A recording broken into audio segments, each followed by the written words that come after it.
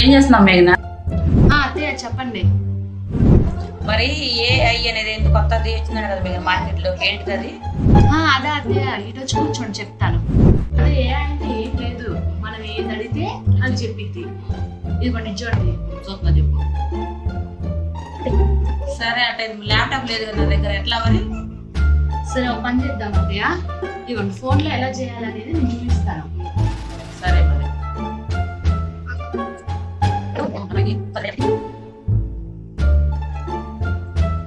అర్థమైంది మేఘన.